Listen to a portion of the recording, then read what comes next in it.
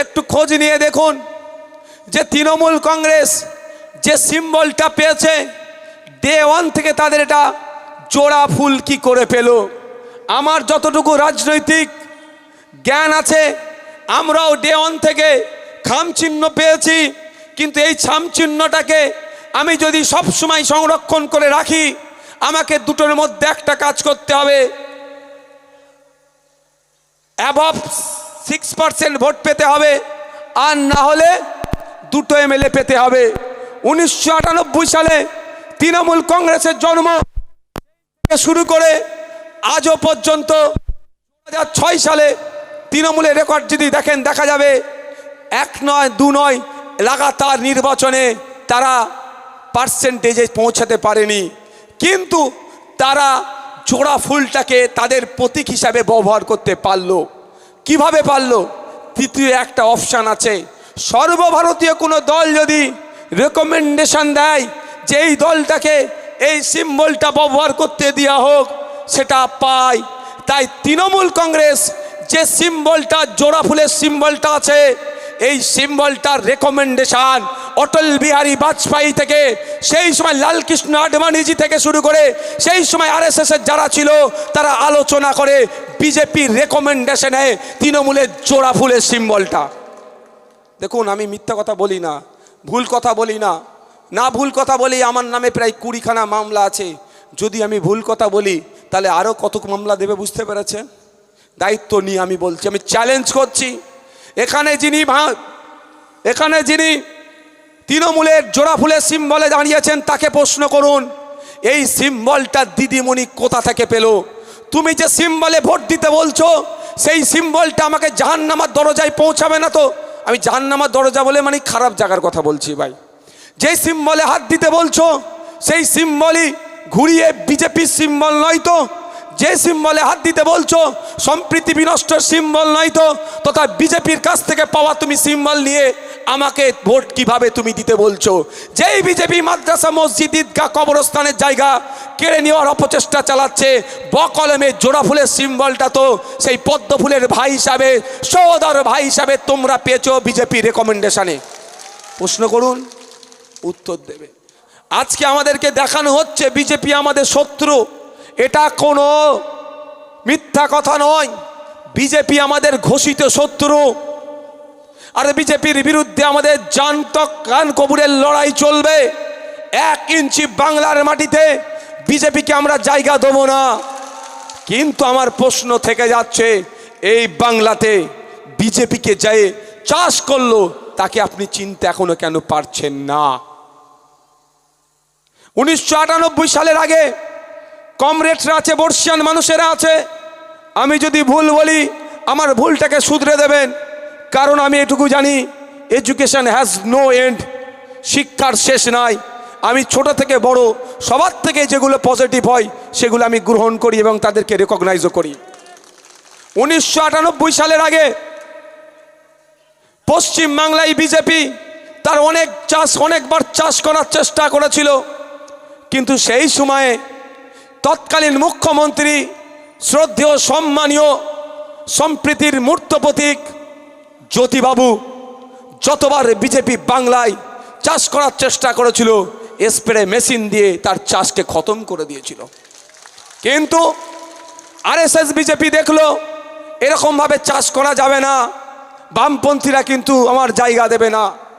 সুকৌশলে মমতা ব্যানার্জির সাথে যোগাযোগ করে মমতা ব্যানার্জির হাতে দায়িত্ব তুলে দিল, টাকা পয়সা অর্থ দিয়ে নির্বাচন কমিশনের সহযোগিতা দিয়ে দায়িত্ব করিয়ে 1998 সালে কংগ্রেস থেকে ভেঙে মমতা ব্যানার্জিকে তৃণমূল কংগ্রেস দল তৈরি করে বিজেপি মার্কেটে ছেড়ে দিল। এই জন্যই যে বিজেপির আগামী দিনের জন্য উর্বর মাটি তৈরি করার, কি বলছি বুঝে আসছে? উর্বর মাটি তৈরি করার। ডাইরেক্ট মানুষ বিজেপিকে ভোট দেবে না বাংলার, কি হিন্দু কি মুসলমান। আমরা রবি ঠাকুরের মাটি, এই নজরুলের মাটি, তিতুমিরের মাটি, এই মাটিতে কোনো সাম্প্রদায়িক শক্তিকে মাথা চাড়া দিতে দেব না। ওরা ভালো করে জেনে গিয়েছিল, সেই জন্য মমতা ব্যানার্জিকে কংগ্রেস থেকে ভেঙে নিয়ে এসে তৃণমূল কংগ্রেস নামক দল তৈরি করে দিয়ে বিজেপির জন্য চাষ করার জায়গা করে দিল। আমি কেন বলছি, শুধু বিজেপিকে হারালে হবে না, বিজেপিকে এই তৃণমূলকে হারাতে হবে, বিজেপির সাথে সাথে হেরে যাবে। তারও আমি প্রমাণ দেব যদি আপনাদের ধৈর্য থাকে। শোনার ধৈর্য আছে কি? যাদের ধৈর্য আছে একটু হাত তুলুন তো। রাত হচ্ছে, কোনো অসুবিধা নেই তো?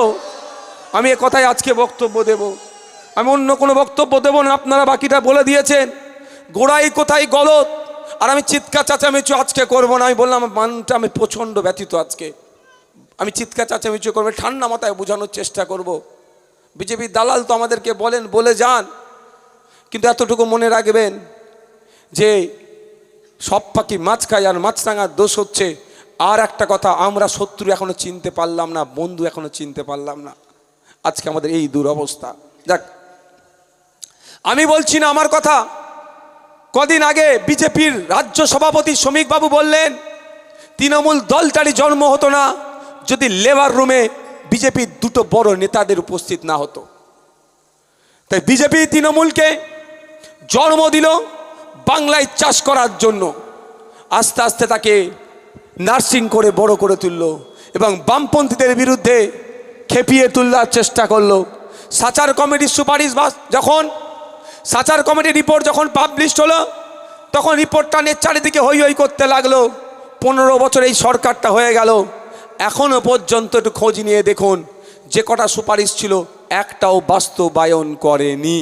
তাহলে বুঝে আসছে শত্রু চিনতে হবে ভাই। যদি না আমরা শত্রু চিনতে পারি, এই দুরবস্থা আমাদের হবে। আজকে বলুন, এমপি কোথায়, এমএলএ কোথায়, আপনার জনপ্রতিনিধি কোথায়? আপনার ভোটার লিস্টে থেকে নাম ডিলিট হয়ে গেছে। মমতা ব্যানার্জি বলছে শুক্রবার আসছে, কে হিংসা করবে না। কি বলতে চাইছেন তিনি মাননীয়া? শুক্রবারে এসছে, একটা কদিন আগে বলেছিল একটা নির্দিষ্ট ধর্মের মানুষকে যদি আমি আটকে রেখেছি, যদি ছেড়ে দেয় কি হবে বুঝতে পেরেছেন? ঘুরে ফিরিয়ে সেই মুসলমানদেরকে বলির বাঁকড়া বানাচ্ছে, মুসলমানদেরকে সমাজ বিরোধী হিসাবে দেখানো হচ্ছে। কিন্তু আমি মাথায় তুলে তাকে নাচছি। আজকে আপনার পাশে কে আছে? আপনার পাশে কেউ নাই। আপনার পাশে আছে যারা আপনাদের নজরে বিজেপির দালাল, সেই নওশাদ সিদ্দিকী, এই বামপন্থীরা আপনার পাশে আছে। গতকালকে মামলা হয়েছে 68,938/2025, আমার মামলা নাম্বার। আমার মামলা হয়েছে গতকালকে সুপ্রিম কোর্টে। এখনো যে আশার আলো ধিক ধিক করে জ্বলছে এই নওশাদ সিদ্দিকীদের মতো মানুষের করা মামলার জন্য। আর বিকাশ স্যার, আর বিকাশ রঞ্জন ভট্টাচার্য স্যার যাদবপুরের তার ক্যাম্পেইন ছেড়ে দিয়ে তিনি মামলাতে দাঁড়াচ্ছে, অ্যাপিয়ার হচ্ছে নওশাদের মামলাকে জিতিয়ে মানুষের ভোটাধিকার বাঁচানোর জন্য। আর আপনাদের নজরেই আমরা আবার নাকি খারাপ বিজেপির দালাল। তাই বন্ধু, একটু শত্রু বন্ধু চিনার চিনতে থাক বাবুন, চিনুন, না হলে কিচ্ছু হবে না। এই মাদ্রাসা, মসজিদ, ঈদগাহ, কবরস্থানের জায়গা বাঁচানোর জন্য সুপ্রিম কোর্টে ছুটে গিয়েছিল নওশাদ সিদ্দিকী। কোনো মমতা ব্যানার্জি, অভিষেক ব্যানার্জি ছুটে যায়নি, এটুকু মাথায় রাখবেন। এবং বলে দিই আপনাদের যে 7 জন উকিল গিয়েছিল, তার মধ্যে 4 জন কিন্তু ধর্মে মুসলমান নয়। যে মুসলমান আপনার উপকার করে ফেলবে এই বিশ্বাস আমি করি না। 7 জন আমার উকিল দাঁড়িয়েছিল আমার মামলায় সুপ্রিম কোর্টে। এখনো পর্যন্ত আপনার বাপ দাদু যেই কবরে শুয়ে আছে, কবরটা যে সুরক্ষিত আছে, এটা মমতা ব্যানার্জি, অভিষেক ব্যানার্জির করা মামলার জন্য নয়। ওরা তো মামলাই করেনি, উল্টে যারা প্রতিবাদে নেমেছিল তাদের নামে মিথ্যা কেস দিয়ে এখনো 7-8 মাস ধরে জেলে রেখেছে এই মমতা ব্যানার্জি। সেই 7 জন মামলাকারীর মধ্যে একজন মামলাকারীর নাম হচ্ছে বিকাশ রঞ্জন ভট্টাচার্য স্যার, যে যাদবপুর কেন্দ্র থেকে এবারে লড়াই করছে, জিতে বিধানসভায় যাবে।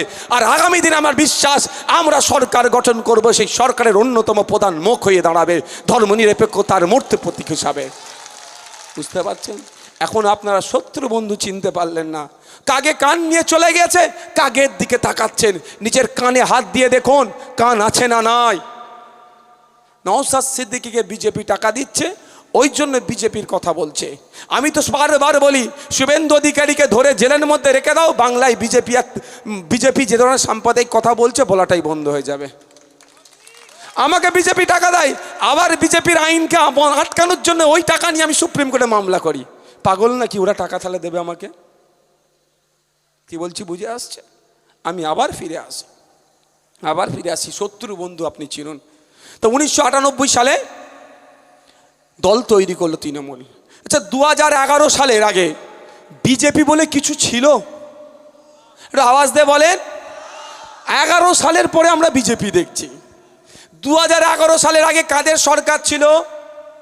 বামেদের সরকার ছিল, বিজেপি ছিল না। 2011 সালের পরে বামেদের সরকার নয়, গর্ত থেকে বেরিয়ে এখন হুক্কা হুয়া করতে শুরু করে দিয়েছে। তাই 2011 যদি আপনারা ফিরিয়ে আনতে পারেন, বামেদের সাথে খামচিহ্নকে যদি বাংলার মসনদে পাঠাতে পারেন, আমি আপনাদের কথা দিচ্ছি আবার এরা গর্তে ঢুকে যাবে, এদেরকে আর খুঁজে পাওয়া যাবে না।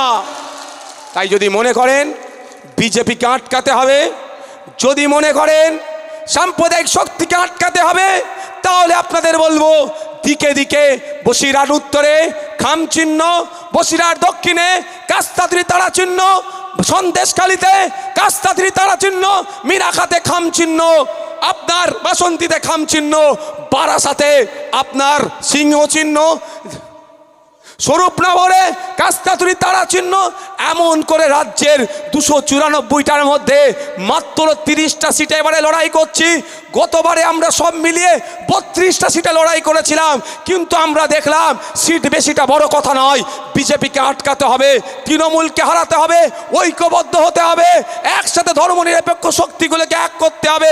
তাই আমরা 294 এর মধ্যে যে 30টা জায়গায় খামচিহ্ন আছে, আপনাদের আত্মীয় স্বজন এই বিধানসভা ছেড়ে যে যেখানে আছে তাদেরকে বলুন যে অন্য কোনো ফুলে হাত দেওয়ার প্রয়োজন নাই। ওই ফুল আজকে পচে গিয়েছে, দুর্গন্ধ ছড়াচ্ছে, পোকা হচ্ছে, ওকে সারগাদাই ফেলো, নাহলে ওই পোকা আমাদের শরীরে ঢুকবে তথা সমাজে ঢুকবে, সমাজকে বিষিয়ে তুলবে, দীর্ঘদিনের সুসম্পর্ক সাম্প্রদায়িক সম্প্রীতি আজকে বিনষ্ট করে দেবে। তাই আপনাদের বলছি যেখানে যেখানে খামচিহ্ন আছে, এবং খামচিহ্ন 30টা ছাড়া যে এবং বাকি 294 এর মধ্যে বাকি যে কোনো জায়গায় কাস্তে হাতুড়ি তারা চিহ্ন, কোনো জায়গায় ধানের কাস্তে কাস্তে ধানের ওপরে শীষ, কোনো জায়গায় লাল পতাকার ওপরে 3টে স্টার চিহ্ন, কোনো জায়গায় সিংহ চিহ্ন, তো কোনো জায়গায় বেলচে কোদাল চিহ্ন নিয়ে আমরা লড়াই করছি। 294টাতে আপনারা জিতিয়ে আইনসভার মধ্যে পাঠান। 2011 আগের ইতিহাস ফিরিয়ে নিয়ে আসুন। যদি ফিরিয়ে আনতে পারেন, বিজেপি আর কিছু থাকবে না। আর যদি মনে করেন এই তৃণমূলকে দিয়ে বিজেপিকে আটকাবো, ওই দুর্গাপুরের মতো কাণ্ড বারবার ঘটবে। আর সংযুক্ত মোর্চার বিধায়ক না গিয়ে আলটিমেটাম দিলে হয়তো গ্রেফতারও করবে না, আবার গ্রেফতার করার পরে জামাই আদর করে আবার ছেড়ে দেবে। কি বুঝতে পারছেন? আর একটা উদাহরণ দেবো, শুনবেন তো নাকি? না চোর ডাকাতকে বলবো? কে চোর আর কে ডাকাত জানতে বাকি আছে? কদিন আগে শওকত সাহেব, ক্যানিং পূর্বে বাড়ি, ভাঙড়ে তৃণমূলের কন্টেস্ট করছে, উনি নাকি যাচ্ছিলেন, ওনাকে চোর বলেছে বলে গুটি কয়েক লোককে রাস্তায় বসে বলছে আমাকে চোর বলেছে, একে তার জন্য প্রতিবাদ করছে। আর আমি বলছি ওনাকে এটা ভুল বলে ফেলেছে। উনি প্রতিবাদটা এই জন্য করেনি যে আমাকে চোর বলল কেন, উনি চোর নয়, উনি নটোরিয়াস ক্রিমিনাল, সেটা কেন বললো না, তাই জন্য সেই জন্য উনি প্রতিবাদ করছেন যে আমি এর থেকে বড় সার্টিফিকেটধারী, তো আমাকে এত ছোট সার্টিফিকেট দেওয়া হলো কেন। এখন আমি বিধায়ক, আমাকে যদি বলেন পঞ্চায়েতের মেম্বার, একটু তো গোসা আমার হবে ভাই, হ্যাঁ? তো ওই হচ্ছে ওইটা। তা চোর ডাকাতকে আমাদের বলতে লাগবে না, আমাদেরকে বন্ধু চিনতে হবে। আমাদেরকে মুখরোচক দিয়ে না, 4টে ডিজে লাগিয়ে হই হই করিয়ে আবার চুটুল নাচ দিয়ে পুরো আমাদের পাগল করে রেখে দিয়েছে। ওই ফাঁদে পড়বেন না। দেখুন ইঁদুর কল দেখেছেন তো, রুটি খাবার দেওয়া হয়, আর ইঁদুর কি ভাবে, ওরে আমার খাবার ভেতরে আছে, কলে ঢুকানো হচ্ছে, কলে পড়ে যাবেন বিপদ। তাই আপনাদের ফাঁদ তৈরি করছে, ফাঁদে পড়বেন না। এবারে 2026 রেকর্ড হচ্ছে, কিচ্ছু করার থাকবে না। পায়ের নিচে মাটি যদি না থাকেন, যতই ক্ষমতা থাকুক না কেন, কিচ্ছু করতে পারবেন না। তা পায়ের নিচে মাটিটা হচ্ছে আপনার হয়ে বলার লোকটাকে। আপনার হয়ে এই বিধানসভা থেকে দায়িত্ব নিয়ে বলতে পারি, যদি কুতুবুদ্দিন ফাতেহিকে খামচিহ্নে ভোট দিয়ে আপনারা পাঠাতে পারেন, এই বাদুড়িয়া মানুষের সুখ দুঃখে সর্বপ্রথম বুক চিতিয়ে যিনি দাঁড়াবেন তার নাম হবে কুতুবুদ্দিন ফাতেহি, আপনাদের বাড়ির ছেলে, আপনাদের বাড়ির সন্তান। আপনারা ডিসাইড করবেন। 500 টাকা বিরিয়ানির প্যাকেট দিয়ে বলতে পারবো না ভাই ভোট দাও, আমাদের হারামের টাকা নাই ভাই, তোলাবাজির টাকা নয়। তবে রাতের অন্ধকারে যদি এই রেশন চুরির টাকা নেই, 100 দিনের কাজের চুরির টাকা নেই আমাদের। তবে হ্যাঁ এইটুকু বলবো আপনাদের, যদি রাতের অন্ধকারে 500 টাকা বিরিয়ানির প্যাকেট নিয়ে আসে ছাড়বেন না, নিয়ে নেবেন। সকালে উঠে গিয়ে ভোটটা দেবেন খান চিহ্নে, আপনাদের বন্ধু চিনতে হবে। আচ্ছা আপনারা যে রাস্তার ওপরে অনেকে বসে আছেন তো, হ্যাঁ এবার বলুন আপনারা এখানে রাস্তার উপরে যারা আছে, আমি যদি আপনার জান চাই, জান দেবেন আমার জন্য? জীবন দেবেন? কারা হাত তুলে দেখান তো, যারা আমার জন্য জীবন দিতে রাজি আছে? রাজি আছেন তো নাকি? আমি জীবন লাগবে না ভাই, আপনার সুচিন্তিত মতামত আর আপনার ভোটটা নিলে আমার যথেষ্ট। এবার বলুন, যদি আপনি আমার জন্য জীবন দিতে চান, আমি যদি কালকে বলি আমাকে এখানে ধান চাষ করে দিতে হবে, পারবেন কি? কালকেই কি করতে হবে তাহলে? এই স্টনচি পিচ যা আছে তুলে ফেলে দিতে হবে, ধান চাষের অনুকূল মাটি দিতে হবে, নাগল দিতে হবে, পানি দিতে হবে, বীজ লাগাতে হবে, বড় হবে, ধান হবে। সময় সাপেক্ষ নয় তো? পশ্চিমবাংলায় বিজেপির অনুকূল পরিবেশ তৈরি করার জন্যই 1998 সাল থেকে মমতা ব্যানার্জি আস্তে আস্তে আস্তে আস্তে আস্তে আস্তে এই একের পর এক কাজ করে করে করে করে এই জায়গায় নিয়ে এসে দাঁড় করিয়েছে। আজকে বিজেপির বাড়বাড়ন্তর জন্য একমাত্র যে দায়ী, সেটা আমার আগে অনেক আগে বলে গিয়েছিলেন জ্যোতিবাবু, যে মমতা ব্যানার্জির সব থেকে বড় অপরাধ হলো ওই ওদের সাথে হাত মিলানো, ওদেরকে দেখে নিয়ে আসা। আর আজকের দিনও আমি উপলব্ধি করছি যে সত্যিকারের অর্থে যে এই পশ্চিম বাংলার মানুষ আজকে যে রবি ঠাকুরের বাংলা, নজরুলের বাংলা, সেই বাংলায় আজকে সম্প্রীতি বিনষ্ট হচ্ছে। সব থেকে বড় দায়ীর নাম হচ্ছে মমতা ব্যানার্জি। কারণ পশ্চিম বাংলায় তার চাষের অনুকূল পরিবেশ বা চাষ করেছে মমতা ব্যানার্জি। এখনো সময় আছে ভাই, এখনো সময় আছে। এই দিকের জন্য 29 এপ্রিল আর ওপাটের জন্য 23 এপ্রিল মানুষ যদি একটু বুদ্ধি খাটায়, এখনো সময় আছে এদেরকে নন ইস্যু বানিয়ে দেওয়া। এখন ইস্যু তো এটাই, এদেরকে নন ইস্যু বানিয়ে দেওয়ার। তারও একটা উদাহরণ আমি দিয়ে যাচ্ছি। বাবু যারা ওখানে বসে আছেন মাঠে, ঘাস আছে তো নাকি? এই ঘাস আছে তো? ঘাসটা কেন জন্মালো? পানি গিয়ে ওখানে জমেছে বলেই তো। পানিটা গিয়ে জমেছে বলেই তো ঘাসটা জন্মেছে। যদি ওখানে পানি না আসতো, সব সময় যা জমতো, সব সময় কাঠফাটা রোড থাকতো, ঘাস জন্মাতো? জন্মাতো না। তাহলে বলুন ঘাস জন্মালেই কি হয়? গরু ছাগলের অত্যাচার হয় কি হয় না? আপনি গরু ছাগলের অত্যাচারের হাত থেকে বাঁচার জন্য বেড়া লাগিয়েছেন। হ্যাঁ, ওই বেড়া যদি গরু ছাগলের সাথে কম্প্রোমাইজ করে নেয়, বেড়া দিয়ে আর কি আপনার ওই ঘাস খাওয়া বন্ধ করতে পারবেন? আসে যাকে এবার ফিরে, তৃণমূল নামক দলটা হচ্ছে বিজেপির পানি নামক সাপ্লায়ার লাইন। তৃণমূল নামক দলটা হচ্ছে এই পানি যাওয়ার সাপ্লায়ার লাইন। পানি গিয়ে জমেছে, ঘাস তৈরি হয়েছে, গরু ছাগল এসেছে। এটা বিজেপিকে গরু ছাগল বলছি এরকম ভাববেন না, কিন্তু আমি ব্যক্তিগত আক্রমণে যাইনি, আমি জাস্ট উদাহরণের জন্য বলছি। আমাকে অনেকে ব্যক্তিগত আক্রমণ করে, আমার পিতা মাতাকে, আমার গোষ্ঠীকে অকথ্য ভাষায় গালিগালাজ করেছে। আমাদের মুখ থেকে দেখবেন একদিনের জন্য একটা শব্দ খারাপ বার হয়নি, আর হবেও না। আমরা সমাজ ব্যবস্থা পরিবর্তনের রাজনীতিতে এসেছি। আমার পূর্বপুরুষ পীর আবু বকর সিদ্দিক রহমতুল্লাহ আলাইহি স্বাধীনতা সংগ্রামী ছিলেন। আমাদের পূর্বপুরুষেরাই বিরসা মুন্ডা ছিল, আপনার আমার পূর্বপুরুষেরাই বিরসা মুন্ডা ছিল, আপনার আমার পূর্বপুরুষেরাই হাফেজ ইবিন নিসার আলী ছিল, আপনার আমার পূর্বপুরুষেরাই মাতঙ্গিনী হাজরা, পিথিলতা ওয়াদ্দেদার, আপনার আমার পূর্বপুরুষেরাই কি ছিল? বেগম হজরত মহল, নেতাজি গান্ধীজি। সুতরাং আমি সমাজ ব্যবস্থা পরিবর্তনের জন্য এসেছি, আমি খারাপ ভাষায় আক্রমণ করব না। কিন্তু আপনাদের বলি, তাহলে যদি পানি আসা লাইন বন্ধ হয়ে যায়, ঘাস জন্মানো বন্ধ হয়ে যাবে। ঘাস না জন্মালে গরু ছাগলের উৎপাদ বাড়বে না। আপনি ঘাস জন্মেছে, বেড়া দিয়েছেন, বেড়া কম্প্রোমাইজ করে নিয়েছে।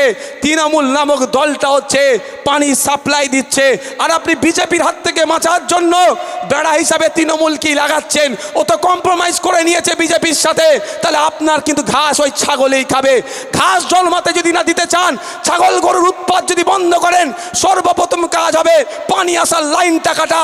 পশ্চিম বাংলায় যদি বিজেপিকে অপ্রাসঙ্গিক করতে চান, সর্বপ্রথম কাজ হবে তৃণমূল নামক দলটাকে অপ্রাসঙ্গিক করা। অপ্রাসঙ্গিক করা মানে মারধর করে, বুথ দখল করে, ভোট চুরি করে নয়। অপ্রাসঙ্গিক মানে গণতান্ত্রিক প্রক্রিয়ায় আর্টিকেল 326 আপনার যে ভোটদানের রাইট আছে সেটাকে সঠিকভাবে এক্সারসাইজ করুন।